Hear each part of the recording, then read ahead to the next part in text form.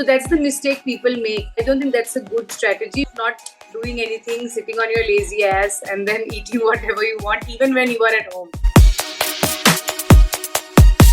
Ritika is a passionate powerlifting professional. She also loves basketball. However, she also talks about fitness and healthcare for animals, especially dogs. So let's find out more. Hello, Ritika. Very good morning to you. And thank you so much for joining the Buff podcast on a Sunday. So let us dive right in, Ritika. Tell our dear viewers something about yourself. So, hi, as you already know, I'm Ritika. I'm born and raised in Assam. Back in 2008, I moved to Punjab for my engineering. And after that, I moved to Bangalore for 9 months. And then back in 2012, I moved to Hyderabad. I was working for Amazon back then. And in 2014, I started working out and kind of fell in love with the whole process. And then in 2015, I quit my job at Amazon and did my certification and started being a trainer. So I have been a fitness trainer since then, since 2015. It's been quite some time. I used to do CrossFit earlier and it was something which I absolutely loved. But then after doing it for so many years back in December 2021, I decided that I should just try powerlifting, and that's when I switched to powerlifting, and I have been powerlifting since then. Super. Thank you so much, Ritika. In fact, the lot of things that I did not know about you, it's only during these podcasts that I interact with my guests. Yeah. And, once it's interactive, they talk about their history, and it's so interesting to know about it. So now, Ritika, tell us that what made you get into the profession of powerlifting? So as I said, I was into CrossFit. So CrossFit was like a game for me because there are different movements in CrossFit, right?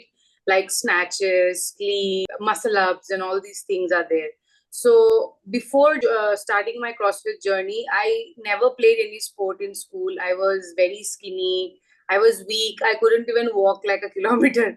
So when I joined CrossFit, it was something which was very new for me. And for me, it was like a game where I have to unlock this level. I didn't know how to do a push up. So the day I did my first strict push up, I was like, oh, one level unlocked. And then next what? Next pull ups. Next double unders, things like that. And finally, in 2021, I got my strict ring muscle up. And after that, I was like, now what? Because I have unlocked literally all the movements of CrossFit and there was nothing left for me to do, I felt, coming from a non athletic background. So I thought powerlifting will be a good place where I can just test my strength and see how strong I can become. So that's when I switched to powerlifting and I have been powerlifting since then. That's wonderful. I'm so happy that you are somebody who likes to challenge yourself, right? You want something above that, right? Yeah. Now we always talk of fitness for humans since you have a lovely golden retriever, is it, I believe? Yeah. Yes. So I also want to touch upon the fitness for our pets because I have seen that pets can also be a victim of obesity with a sedentary lifestyle. So can you just tell us about their fitness, diet, and lifestyle? I think if you have a pet, you have the responsibility to take your pets out for regular walks. So my dog Gigi, me or my husband, we both take her out like 3 times a day. So once in the morning, once in the evening, and once after dinner at night. So 3 times she goes out for a walk. It's not only for physical health, but also because for their mental health. Because at the end of the day, they want to be free, get some fresh air. I've seen people who take a dog because, oh my God, the dog is so cute. Let me just adopt the dog or whatever. And after that, they don't take their dogs out for walk. So the dog will just stay inside a room. They'll just keep sleeping, and that leads to obesity. Not a good health for the dog. The diet of a dog is different from that of a human. They shouldn't be given, spices and salt and things like that. But yeah, there are times when we are having chicken and my dog will come and make this puppy eyes in front of us, and then my husband tends to give a little bit of what we are having. That's so sweet. Gigi, right? Yeah, Gigi.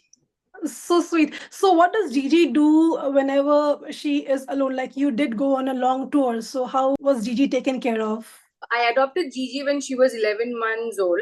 There's a boarding called Ocean's Pet Boarding, and I have been letting her stay at the boarding first for like a day or two so that she get used to it and slowly increase the duration of her stay. So initially we kept her for 1 day and we saw how she would react. Then slowly 2 days, 3 days, things like that. And then this time it was for 18 days. It was the longest she was at the boarding. It's very good actually. She plays around with other dogs. It's like a summer vacation for her. So they keep sending videos so we know what's happening with her even when we are traveling. Now, I want to touch upon your fondest memory of your first powerlifting competition. So I started powerlifting back in 2021 December, and I remember there was this competition in July 2022. So it was in Bangalore actually, and I went from Hyderabad to Bangalore, and I was not expecting anything much because I just went there for the experience because I have been powerlifting only for 6 months and there were people who have been doing it for years and they came to compete, right? So in powerlifting there are three lifts, right? Squat, bench, and deadlift. So both the squat and the bench went well, and for the deadlift is like the last thing in a powerlifting competition, and that's what puts you either on the podium or it doesn't. So I went and I deadlifted 125 kgs for the first time. And I remember when I picked it up, there was this big smile on my face. I still have this video and I was like, yay, I did it. Yeah. And then I also came second. So yeah, it was nice. That is wonderful, Ritika. I have seen videos of you doing 100 kg squats, and I think recently you attempted 125 kg squats, right? 122.5. Wow, that's amazing. So, do you plan on going on another powerlifting event, I believe? There are different federations in powerlifting, right? So PI is the one which is affiliated to the government. So I participate from the PI federation. So every year our goal is to train and basically compete nationally.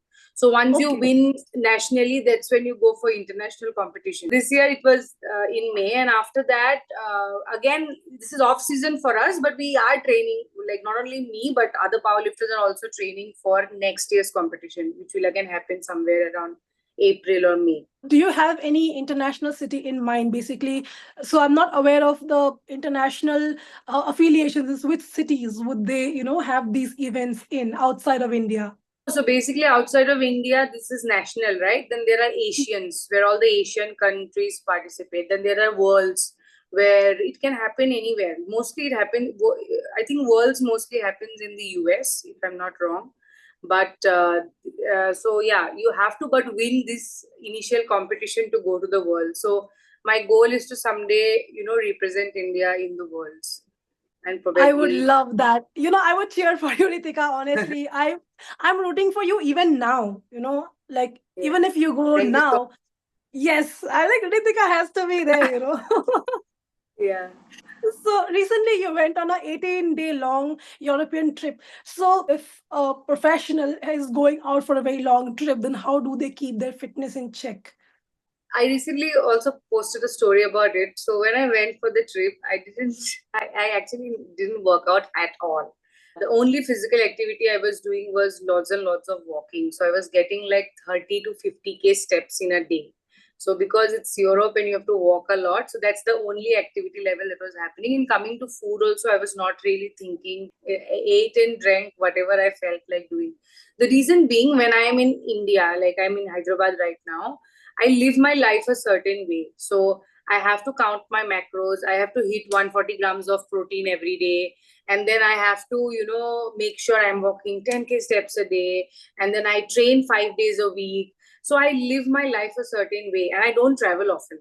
So when I'm traveling, in my head, I want to get out of this routine and then just go with the flow for just a few days. So that's why I didn't even bother thinking about fitness when I was there. But yes, when I'm back, the moment I'm back, I reached on last Monday, I reached at night, and Tuesday morning onwards, I'm back to what I was doing earlier. So that's the mistake people make, even when they go for a break, right? Once they come back, they'll be like, Are Monday se chalu karenge. Let's just chill. Let's just slowly ease into the routine. But I don't think that's a good strategy because then it will get into a habit. You will get into the habit of not doing anything, sitting on your lazy ass, and then eating whatever you want, even when you are at home. So that should be the thing. You should try to get back to the routine as soon as possible once you are back. And that's what I did. Tuesday onwards, I'm back to counting my calories and eating well and hitting my step count and, training. This is a very good strategy. In fact, people should understand that it's not about being obsessive when you are going out of your way, like you're going for traveling. You're going there Yeah, to enjoy, right? You have a yeah, routine all the days, 52 weeks, and then few days you're just right. going out, and don't mess it Yeah, up when you're coming back home. You're home now. yeah. Before I conclude, we'll have a short rapid fire round. Okay, so you will have to choose this or that. No thinking. Best tea from India or best coffee from Europe? Tea from India. We are certified guys. Assam tea it is. Now, Yeah, you can do only one workout for the rest of your life, deadlift or squats. squats. A repeat free trip to Milano or Paris. Milan. Oh, what did you like about it? The people that I saw there, right? They didn't really bother about what was happening around them. For example, like there were so many tourists there, right? And they were not really bothered by the excitement and then what was happening around them. They were going about their day and going to office and doing their things and things like that. But in Paris, I think Paris is overhyped, is what I felt when I went to Paris. There were a lot of tourists, and I also think that Italian people are more polite and humble and down to earth than French people. So I would like to go back to Milan than to Paris. The food was really, really good. The pizza and the pasta was like amazing. But also I was on an 18-day trip. So because I'm an Indian, so by the end of the trip, I was like, I'm done with pasta and pizza. I want my dal chawal now, because that was the feeling. And I reached on Monday, and the Tuesday, wo dal chawal, aloo ki sabzi, ghee dal ke, it was like, oh my God, heaven. But yeah, the food is really, really good there.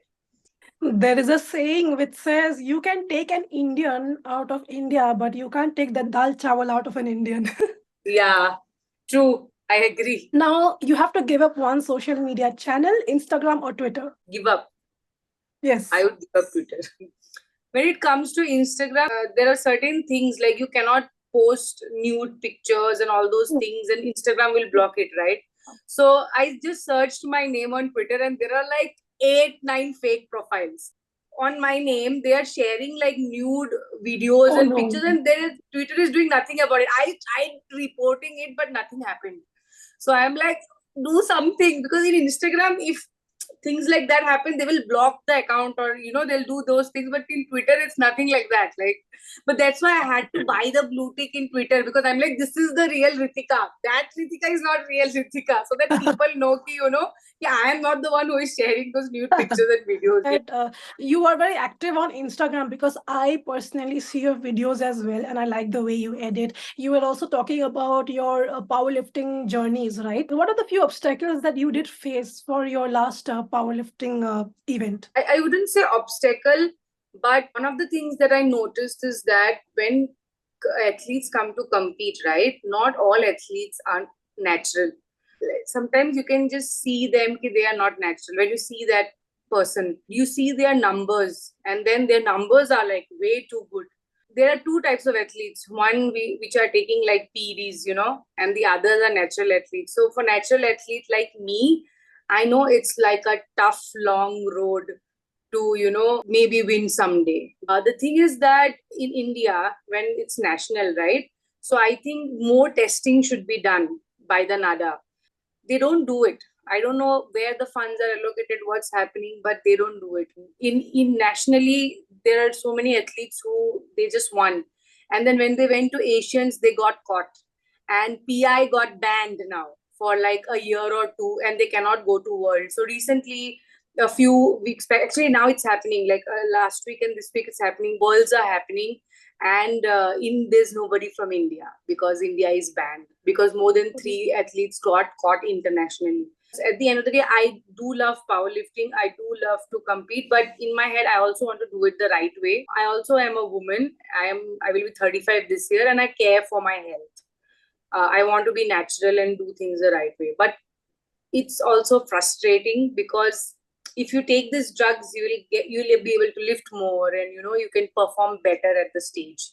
So yeah, this is the downside of being, competing. And it's a personal choice at the end of the day, but I'm very happy with the route that you want to take, because you do want to feel satisfied at the end of the day, like, okay, exactly, I've not yeah. done any wrong, right? I'm here because of my strength, right? I Yeah. practice and win. Ritika, would you give words of motivation to our viewers? To initially start something, you do need motivation. Like everybody needs to get that motivation to start something.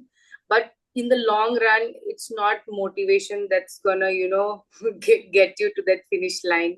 It's just that you have to remind yourself again and again why you started. So there are times in powerlifting when I'm like, Salah, why am I doing this? Why am I putting myself through so much of training? Because I felt really disheartened last time after nationals. So I remind myself why I started. And that is the push to just keep going and, not giving up when things are not going my way. Also, I think we owe it to ourselves, to our bodies, to take care of our bodies. Because if you see that our bodies have gone through so much since the time we are born, and yet they have not given up on us till now. So we owe it to our bodies to kind of give them the respect that they deserve and take care of our bodies. Like, you're right, initially what we do is we look at an idol, and then we think, okay, I want to be like them. But eventually you learn that, that's not possible. I can't be like that person. I have to think about what I have with me at the present. I have ABCD. I have to make do with ABCD thing. This also goes through the pandemic times. A lot of people, they did give up on their physique during Yeah. the pandemic time because they had nothing. But you did not have nothing. You had your body, so you could still do a lot of things, Yeah. even during the pandemic, right? So it's true. It's not the motivation. It's like, andar se aana chahiye kind of a feeling.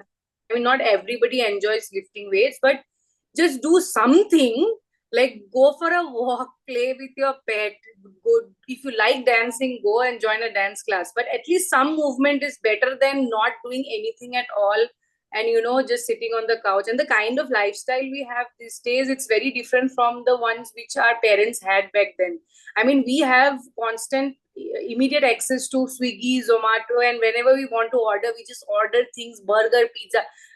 My parents never ordered food online back then. जो भी खाना वो घर पे ही खाते थे, and sometimes once in a while they'll go out to a restaurant and eat with the family, right?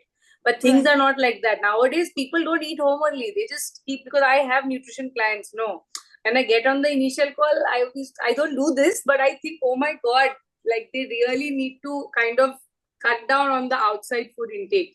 So considering that, and combine that with like zero physical activity, that's like the most dangerous thing. And if you're young, it's okay, like now your body will take it, but eventually after 5 years, 10 years, when you will have to do multiple hospital visits, that's when you will realize ki, oh shit. Ritika, I'm so grateful that you took the time out today. I mean, ignore the initial glitches, but thank you so much for coming in. Thank you so much for having me. And one of these days, I'll have to come to Hyderabad to meet you. Thank you so much, Ritika, for giving your time. And I hope that you have a very nice day today. You too. Have a great day.